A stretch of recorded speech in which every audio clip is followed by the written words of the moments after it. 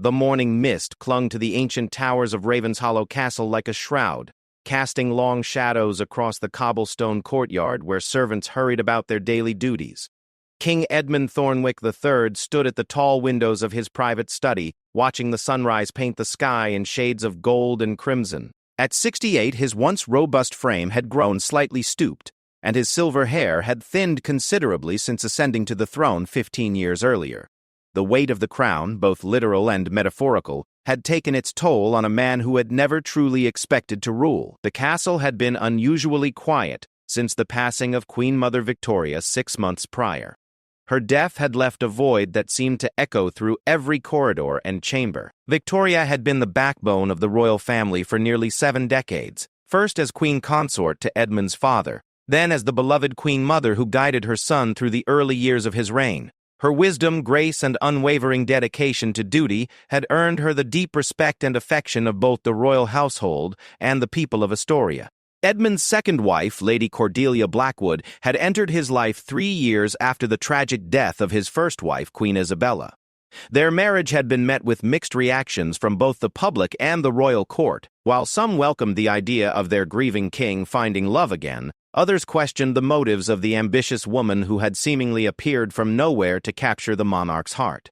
Cordelia, now 55, possessed a sharp intelligence and striking beauty that had initially charmed Edmund during their courtship. Her background as the daughter of a minor lord had not prevented her from quickly adapting to royal life, though her rapid rise from relative obscurity to queen consort had raised eyebrows among the established nobility. The queen's relationship with Queen Mother Victoria had been complicated from the beginning. While Victoria had maintained the proper courtesies in public, those close to the royal family knew that she harbored reservations about her son's choice of bride. The two women had coexisted in an atmosphere of polite tension, each careful not to overstep boundaries, while maneuvering for influence within the royal household. Victoria's long-standing traditions and protocols often clashed with Cordelia's more modern approaches to royal duties and public engagement. Prince Marcus, Edmund's eldest son from his first marriage, had inherited his mother's gentle nature and his grandmother's sense of duty. At 42, he served as heir apparent, with dedication and humility, though his relationship with his stepmother had always been strained. Marcus remembered his mother Isabella with deep love, and struggled to accept anyone attempting to fill her role. His wife, Princess Elena, shared his reservations about Queen Cordelia, though she maintained diplomatic relations for the sake of family harmony. Their 3 children, Prince Alexander, Princess Charlotte, and young Prince James, represented the future of the Thornwick dynasty and held special places in Queen Mother Victoria's heart during her final years. The royal household had functioned as a delicate ecosystem of relationships, traditions, and unspoken understandings during Victoria's lifetime. She had served as the family matriarch, mediating disputes, maintaining protocols, and ensuring that the dignity of the crown remained intact through various challenges and changes. Her private apartments in the castle's east wing had been filled with priceless antiques, family heirlooms, and personal treasures accumulated over decades of royal service. These items represented not just monetary value, but the very essence of the royal family's history and heritage. Among Victoria's most prized possessions were the crown jewels of Astoria's former queens, a collection that included tiaras, necklaces, bracelets, and rings worn by royal women for centuries. The centerpiece was the Starlight Tiara, a magnificent creation featuring rare blue diamonds set in platinum, which had adorned the heads of Asturian queens since the reign of Queen Arabella the Great 300 years earlier. There were also extensive collections of fine art, including portraits of past monarchs, landscapes of the kingdom's most beautiful regions, and religious artwork that had been commissioned by devout royal predecessors. The royal library within Victoria's private quarters contained first-edition books, ancient manuscripts, and personal journals of previous rulers that provided invaluable insights into the kingdom's history.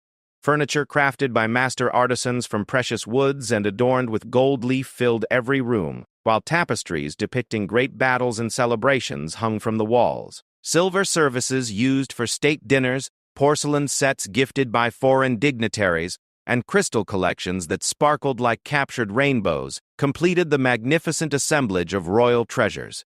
Victoria had been meticulous in maintaining detailed records of every item in her collection, understanding that each piece belonged not to her personally, but to the crown and, by extension, to the people of Astoria. She had spent countless hours cataloging acquisitions, researching the provenance of inherited items, and ensuring that proper conservation measures were taken to preserve these artifacts for future generations. Her personal secretary, Mrs. Adelaide Hartwell, had assisted in this monumental task for over 20 years, becoming intimately familiar with every aspect of the royal collection. The legal framework surrounding royal property in Astoria was complex and steeped in centuries of precedent. Personal items belonging to deceased royals traditionally passed to their immediate heirs according to specific protocols established by royal decree and parliamentary law. Items considered part of the crown's permanent collection remained with the monarchy in perpetuity, while personal effects of sentimental, rather than historical value, could be distributed among family members according to the deceased's wishes or established customs. Queen Mother Victoria had expressed her intentions regarding the disposition of her possessions in several private conversations with King Edmund during her final months. She had made it clear that certain items of historical significance should remain within the royal collection for future generations, while personal mementos and gifts received during her lifetime could be shared among her grandchildren and great-grandchildren. Her primary concern had been ensuring that the integrity of the royal heritage remained intact, while allowing family members to possess tangible connections to their beloved matriarch. However, no formal will had been executed regarding these specific items, a fact that would later become crucial to unfolding events. Victoria had trusted that her son would honor her expressed wishes, and that the established protocols would be followed without the need for legal documentation. This trust in family honor and royal tradition would prove to be both touching and tragically naive, given the ambitions that lurked within the palace walls. The morning after Victoria's funeral, servants began the somber task of securing her apartments according to royal protocol.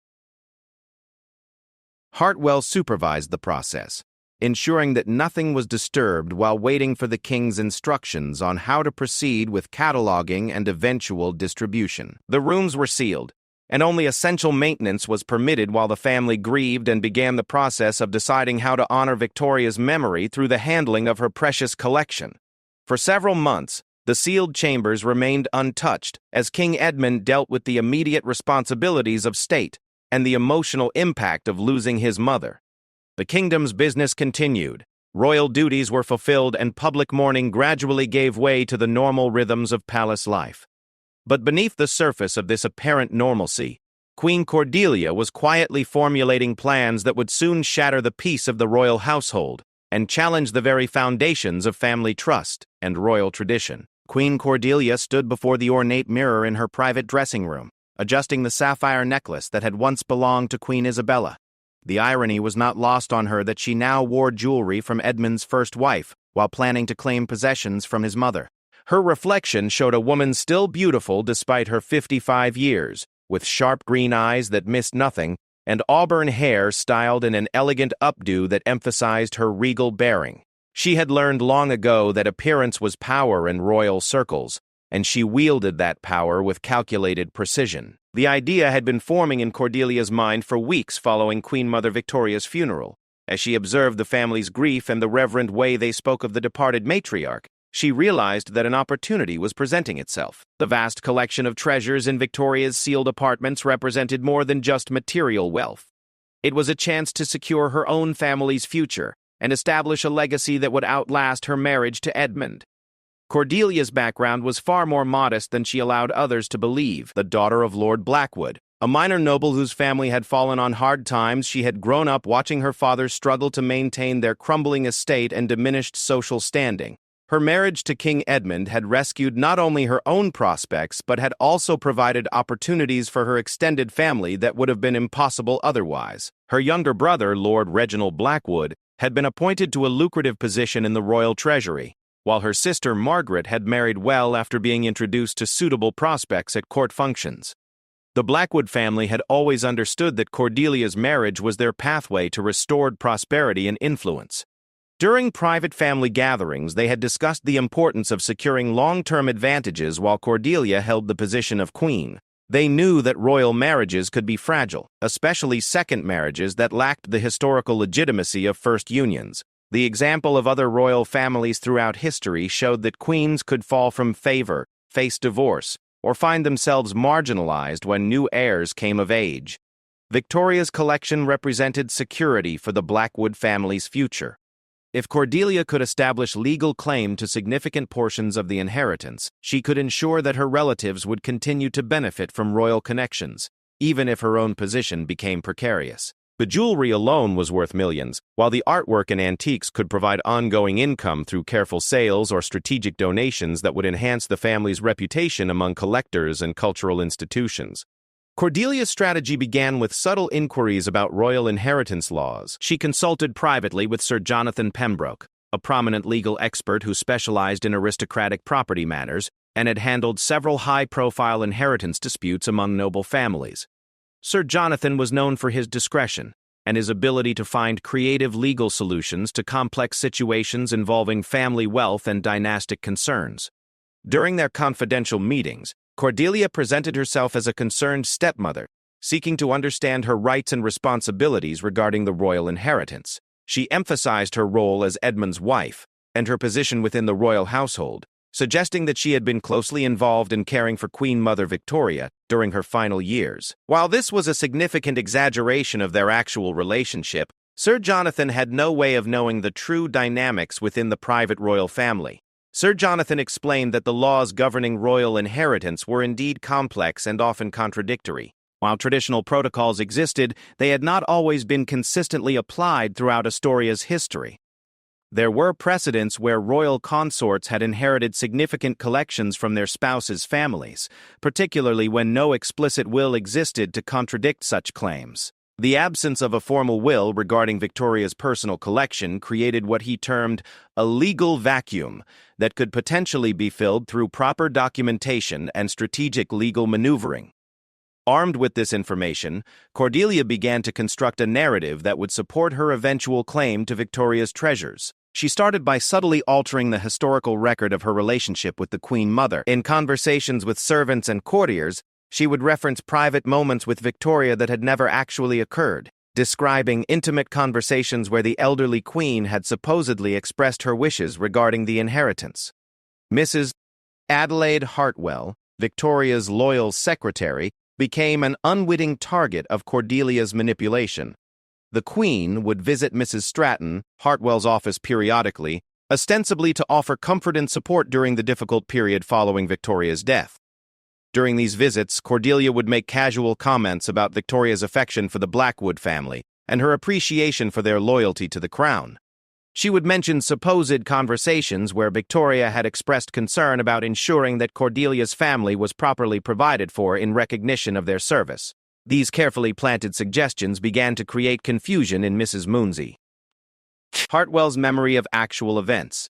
The elderly secretary, already struggling with grief and the overwhelming task of managing Victoria's affairs, found herself questioning her own recollections. Had the Queen Mother really expressed such sentiments? The conversations with Queen Cordelia seemed so specific and detailed that Mrs. Hartwell began to doubt her own memory of Victoria's actual intentions. Cordelia also began to cultivate relationships with key members of the royal household staff who had access to Victoria's sealed apartments. She would praise their dedication and service while subtly inquiring about the contents of various rooms and the security measures in place. Her friendly interest was presented as concern for preserving Victoria's legacy and ensuring that proper care was being taken of the valuable collection. The head of palace security, Colonel Thomas Ashford, found himself charmed by the Queen's apparent dedication to protecting the royal heritage. Cordelia would often stop by his office to discuss security protocols and express her appreciation for his diligence in safeguarding the palace treasures. During these conversations, she would mention her family's long-standing interest in art and antiques, describing her brother Reginald's expertise in appraising historical artifacts, and her sister Margaret's work with various cultural preservation societies. Meanwhile, King Edmund remained focused on his royal duties and the process of grieving for his beloved mother. He had always found solace in routine and responsibility, throwing himself into state business as a way of coping with personal loss. The daily requirements of governing Astoria provided structure during a difficult emotional period, and he appreciated Cordelia's apparent support and understanding during this challenging time.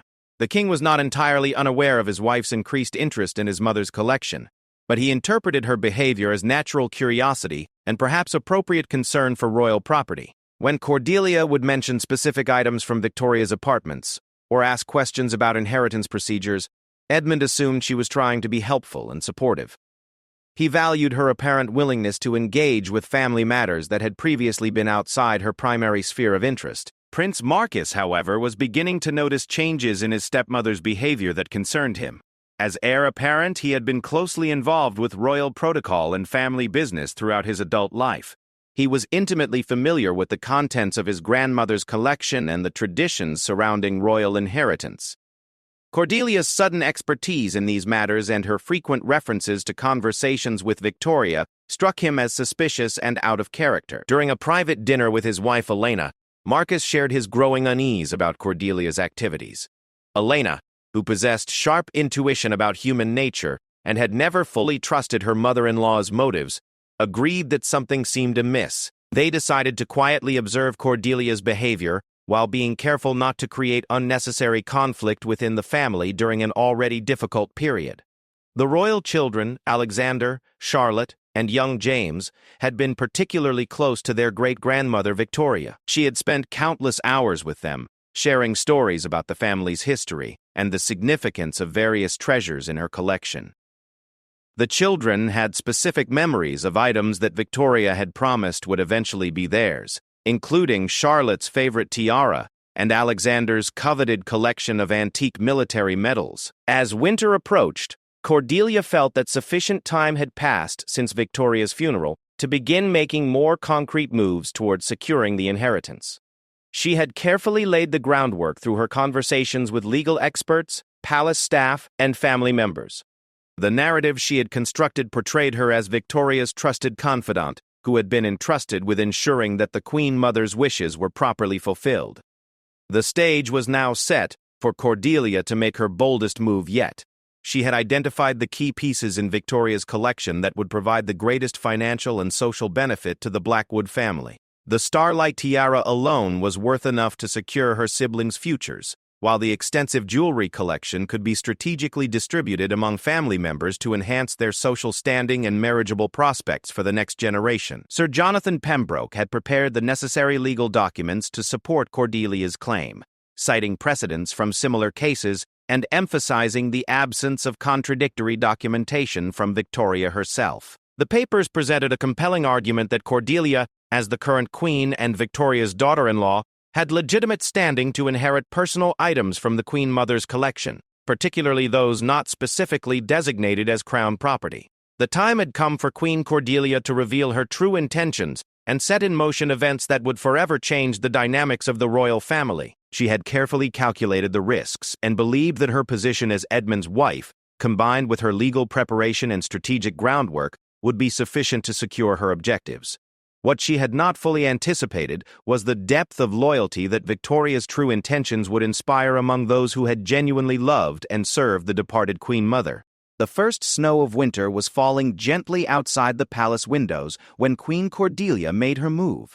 She had chosen the timing carefully, waiting until King Edmund was occupied with a series of important state meetings that would keep him busy throughout the day.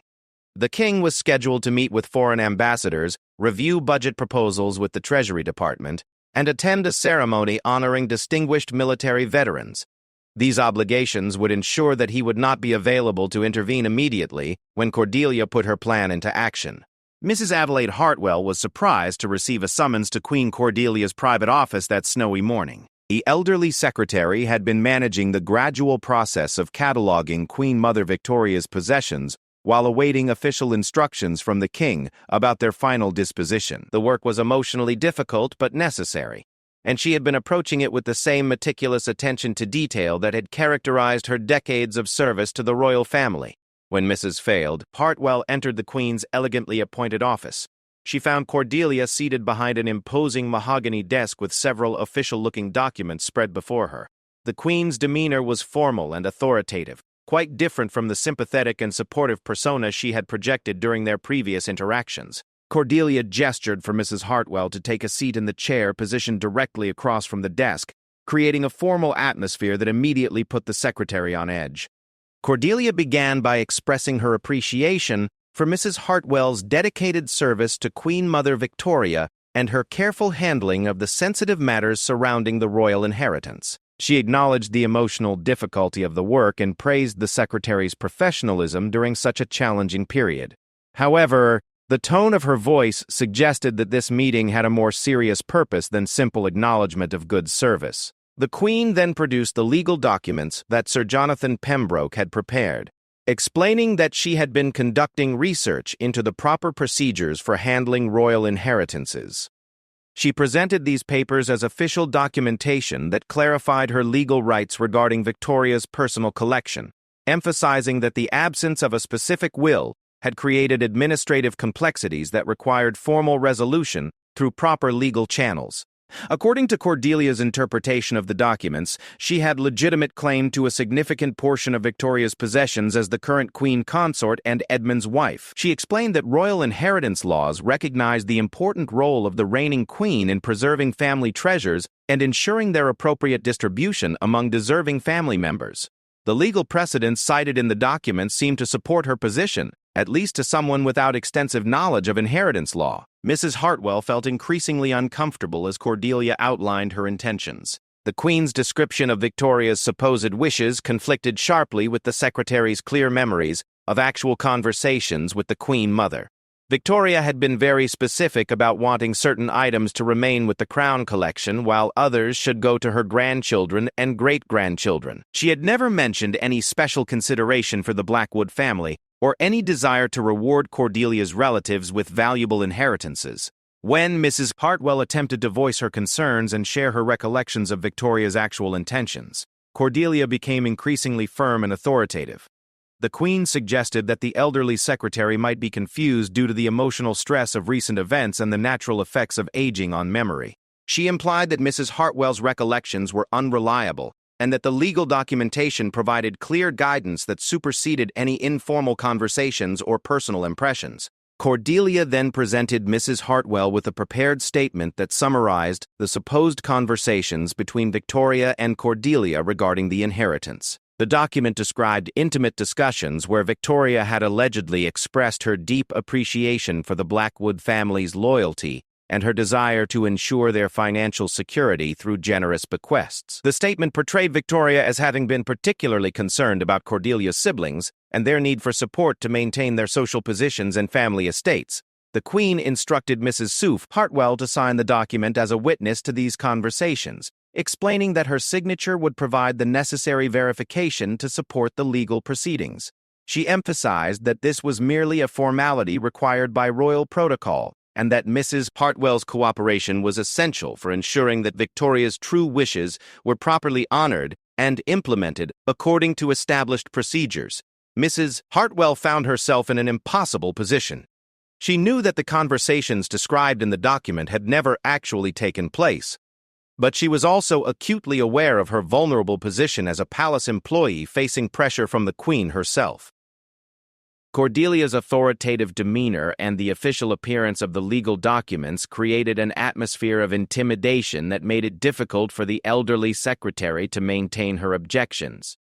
The Queen made it clear that resistance to these proceedings would be viewed as insubordination and could result in immediate termination of employment. She suggested that Mrs. Hartwell's long years of service to the royal family should motivate her to support the proper resolution of inheritance matters, rather than creating unnecessary complications through misguided loyalty to outdated procedures. Faced with the threat of losing her position and pension after decades of faithful service, Mrs. Hartwell reluctantly signed the document. However, she was deeply troubled by what she had been forced to do and resolved to find a way to alert other family members about what was happening. She understood that her signature had provided Cordelia with important ammunition for pursuing her claims, but she hoped that someone with more authority would be able to challenge the Queen's interpretation of events. Meanwhile, in another part of the palace, Lord Reginald Blackwood was meeting with several art dealers and antique appraisers who had been quietly brought in to evaluate specific items from Victoria's collection. Cordelia had provided her brother with detailed descriptions and photographs of the most valuable pieces, including the Starlight Tiara, several important paintings, and an extensive collection of antique jewelry. The appraisers were told that the royal family was considering selling certain items to fund charitable initiatives and needed accurate valuations for planning purposes. This explanation provided cover for their presence in the palace while allowing them to provide detailed assessments of the collection's most valuable components. The appraisers were impressed by the quality and historical significance of the items they examined, confirming that Cordelia's targets represented millions in potential value. Reginald was simultaneously working with Sir Jonathan Pembroke to prepare additional legal documentation that would formalize Cordelia's claims to specific items. They had identified pieces that could be classified as personal gifts to Victoria rather than crown property, arguing that such items could legitimately be inherited by family members according to established legal precedents. The legal strategy involved creating a distinction between items that were clearly part of the royal collection and those that could be considered personal possessions. By focusing on jewelry, artwork, and decorative objects that Victoria had acquired through gifts or personal purchases, rather than items that were obviously historical crown property, Cordelia hoped to establish legitimate claims that would be difficult for the royal family to challenge successfully. Prince Marcus was becoming increasingly suspicious of the unusual activity around his grandmother's sealed apartments. Palace staff members had reported seeing unfamiliar people near the restricted areas, and there were rumors about appraisers and legal experts visiting the palace on mysterious business. His attempts to get clear answers from the household management had been met with evasive responses that only heightened his concerns. When Marcus approached his father about these developments, King Edmund was initially dismissive of his son's worries. The king was dealing with significant state business and found it difficult to believe that Cordelia would engage in any inappropriate activities regarding his mother's inheritance. He suggested that Marcus was being unnecessarily suspicious and that the unusual activity probably had innocent explanations related to proper estate management. However, Edmund's confidence in his wife began to waver when Mrs. Hartwell requested a private meeting to discuss urgent matters related to Queen Mother Victoria's estate.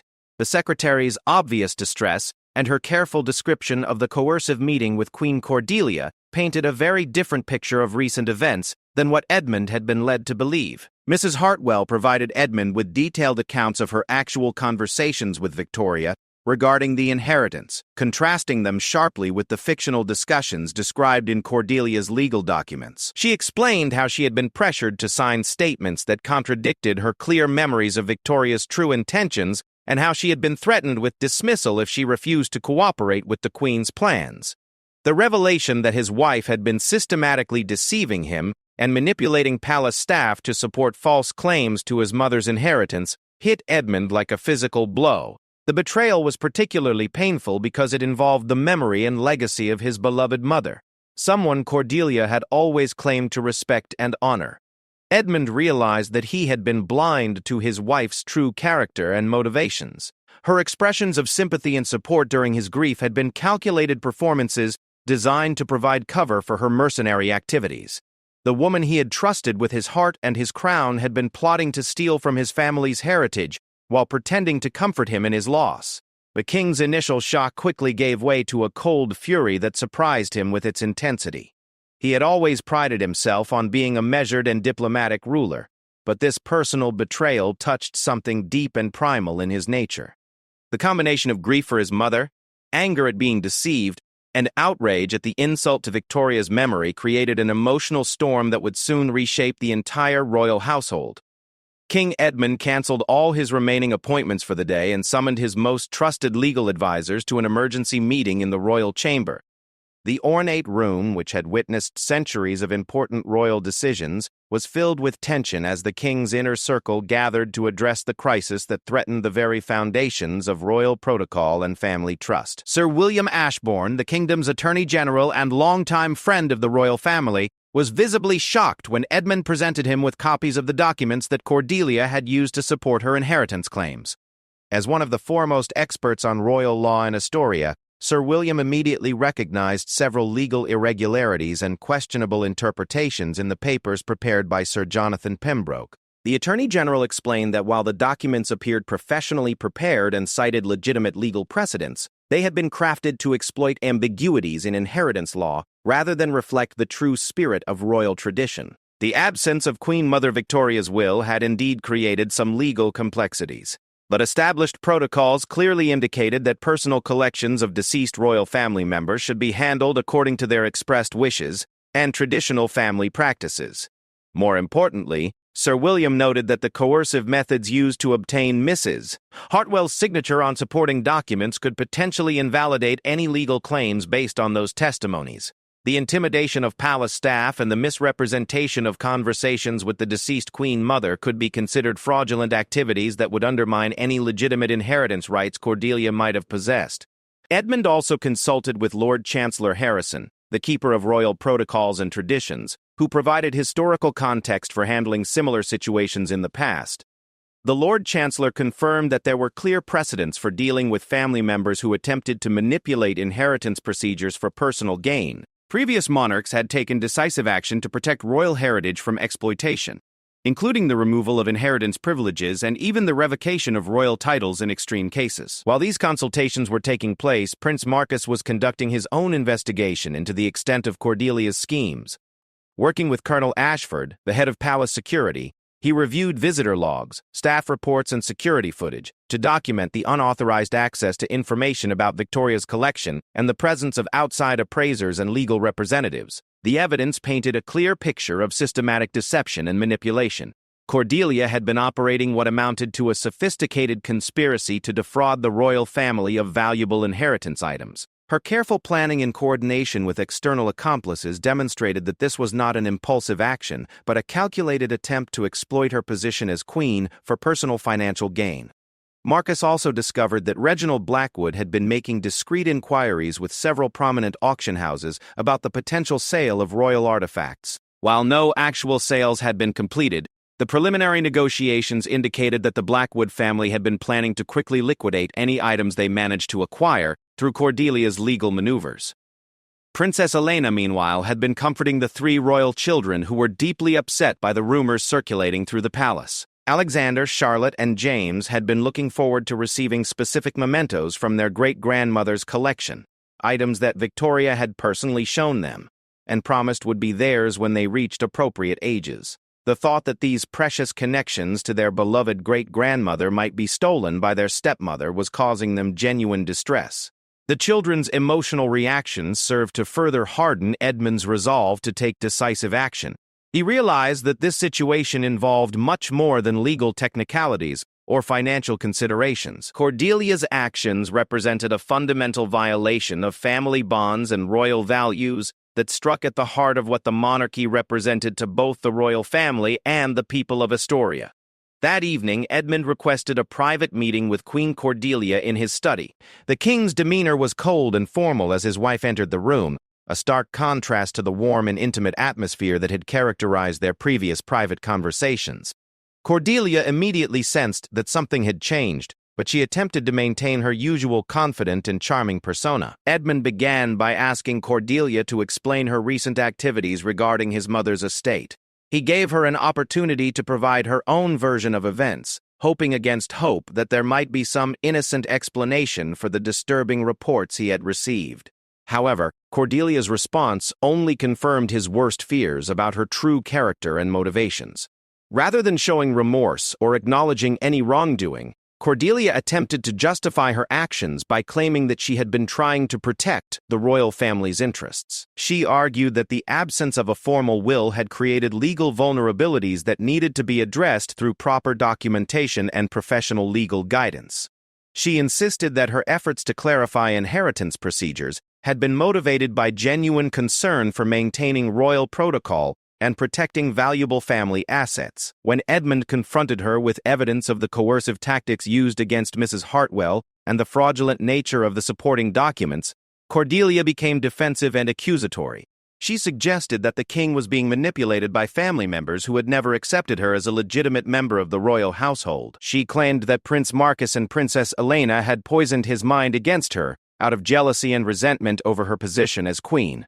Cordelia's attempts to deflect responsibility and blame others for her actions revealed the depth of her selfishness and lack of genuine remorse. Her willingness to attack other family members rather than acknowledge her own wrongdoing demonstrated that her loyalty had always been primarily to her own interests and those of the Blackwood family rather than to the crown or the royal heritage.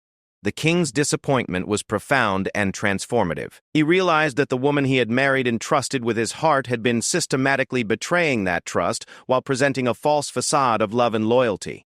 The revelation that their entire relationship had been built on deception and manipulation was personally devastating.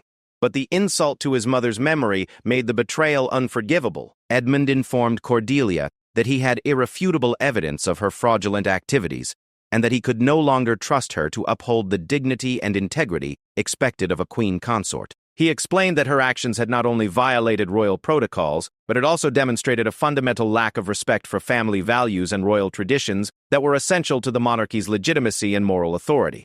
The king then delivered the crushing blow that would forever change Cordelia's life and status.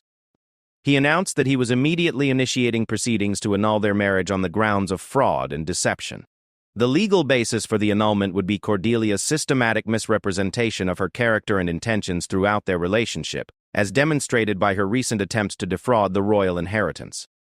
Cordelia was stunned by the severity of Edmund's response. She had expected that her position as queen would provide some protection from serious consequences, even if her activities were discovered. She had underestimated both the depth of Edmund's love for his mother and his commitment to protecting royal traditions from exploitation by opportunistic individuals. The queen attempted to negotiate and compromise, offering to abandon her inheritance claims in exchange for maintaining her marriage and royal status. However, Edmund made it clear that the betrayal was too fundamental to be resolved through simple concessions. The trust that was essential to their personal relationship and her public role had been irreparably damaged by her actions. Edmund ordered Cordelia to vacate the royal apartments immediately and to have no further contact with palace staff or royal family members while the annulment proceedings were being finalized. He also issued instructions that the Blackwood family members who had been involved in the conspiracy should be barred from palace grounds and stripped of any positions or privileges they had received through their connection to the royal household. The news of the Queen's disgrace spread quickly through the palace, creating shockwaves that reverberated throughout the entire royal establishment. Staff members who had witnessed Cordelia's manipulative behavior felt vindicated, while those who had been taken in by her false charm experienced their own sense of betrayal and disappointment. As Cordelia gathered her personal belongings under the watchful eyes of palace security, she realized that her ambitious schemes had not only failed, but had cost her everything she had worked so carefully to achieve. Her marriage to the king, her royal status, her family's elevated social position, and her hopes for long-term financial security had all been destroyed by her own greed and deception. The great hall of Ravenshollow Castle had not witnessed such dramatic proceedings in over a century. King Edmund, wearing the full regalia of his office, including the ancient crown of Astoria, sat upon the throne as the formal annulment ceremony was conducted before an assembly of the kingdom's highest nobles, religious leaders, and government officials. The solemnity of the occasion reflected both the seriousness of Queen Cordelia's crimes against the royal family and the importance of restoring integrity to the monarchy. Lord Chancellor Harrison read the official charges that had been brought against the former queen, detailing her systematic attempts to defraud the royal inheritance through fraudulent documentation, intimidation of palace staff, and conspiracy with external accomplices. The evidence presented was overwhelming and undeniable, leaving no doubt about Cordelia's guilt in the minds of those who witnessed the proceedings. Sir William Ashbourne, speaking as the kingdom's Attorney General, explained the legal basis for the annulment and the precedents that supported the king's decisive action. He emphasized that the monarchy's moral authority depended upon the personal integrity of those who wore the crown, and that Cordelia's deceptive behavior had fundamentally violated the trust that was essential to her role as queen consort. The religious ceremony of annulment was conducted by Archbishop Montrose, who spoke eloquently about the sacred nature of royal marriage and the special responsibilities that came with serving the crown. He noted that marriage to a monarch was not merely a personal union, but a public covenant that required absolute honesty, loyalty, and dedication to the welfare of the kingdom and its people. Throughout the proceedings, Cordelia maintained a dignified exterior, despite the humiliation of having her crimes exposed before the assembled nobility. She had been stripped of her royal titles, her ceremonial robes, and all the symbols of her former status. Dressed in simple civilian clothing, she appeared smaller and more vulnerable than anyone had ever seen her, a stark contrast to the commanding presence she had once projected as queen. The Blackwood family members who had participated in Cordelia's conspiracy faced their own consequences for their roles in the attempted fraud. Lord Reginald Blackwood was permanently banned from holding any government position and was required to make full financial restitution for the costs associated with the unauthorized appraisals and legal consultations. Margaret Blackwood's marriage prospects were severely damaged by the scandal, and the family's social standing was permanently diminished by their association with the attempted theft. Sir Jonathan Pembroke, the lawyer who had prepared the fraudulent documents, faced professional sanctions that effectively ended his legal career. The Law Society of Astoria conducted a thorough investigation of his conduct and found that he had violated fundamental ethical principles by helping to fabricate evidence and intimidate witnesses. His license to practice law was permanently revoked, and he was required to pay substantial fines and compensation to the affected parties. The palace staff members who had been victimized by Cordelia's manipulative tactics received formal apologies from the king and special recognition for their loyalty to Queen Mother Victoria's true wishes. Mrs. Adelaide Hartwell was particularly honored for her courage in coming forward with the truth despite facing personal risks.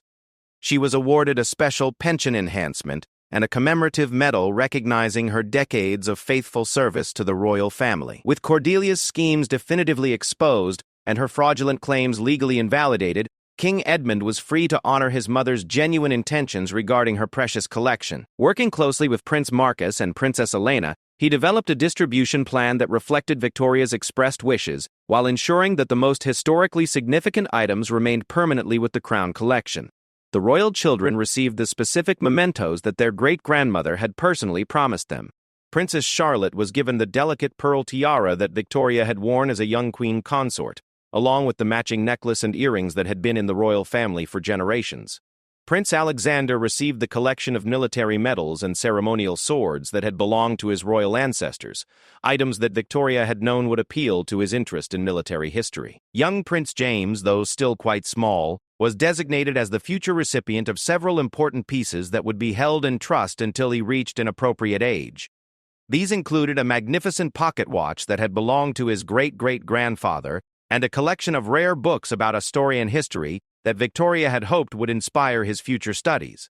The Starlight Tiara, the crown jewel of Victoria's personal collection, was formally transferred to the permanent royal treasury, where it would be preserved for future generations of Astorian queens. The decision to keep this priceless artifact within the crown collection ensured that it would continue to symbolize the continuity and dignity of the royal family, rather than being sold or dispersed to benefit private individuals. Several pieces of artwork and furniture from Victoria's apartments were donated to the National Museum of Astoria, where they would be displayed in a special exhibition honoring the Queen Mother's life and contributions to the kingdom.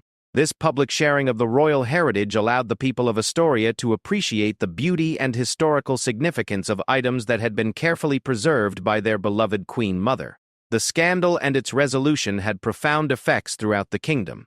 The people of Astoria were initially shocked to learn of Queen Cordelia's betrayal, but they were ultimately proud of their king's decisive action to protect the royal heritage and uphold the principles of honesty and integrity. Edmund's willingness to sacrifice his personal happiness to maintain the monarchy's moral authority earned him widespread respect and admiration. The foreign press coverage of the annulment proceedings was extensive and generally favorable to King Edmund's handling of the crisis. International observers praised the transparency of the legal process and the clear evidence that had been presented to justify such drastic action. The incident actually enhanced Astoria's reputation for having principled leadership that would not tolerate corruption or abuse of power. Even within the royal family itself, Prince Marcus emerged from the crisis with enhanced stature and respect throughout the kingdom. His careful investigation of Cordelia's activities and his loyalty to his grandmother's memory demonstrated the kind of principled leadership that the people expected from their future king.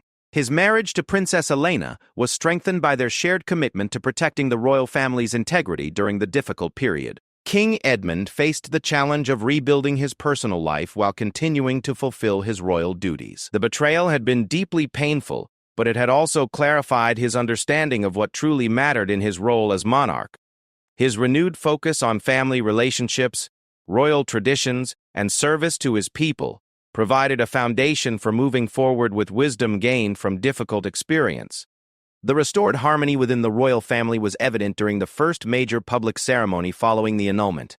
The annual Harvest Festival celebration in the palace gardens featured the king surrounded by his son, daughter-in-law, and grandchildren.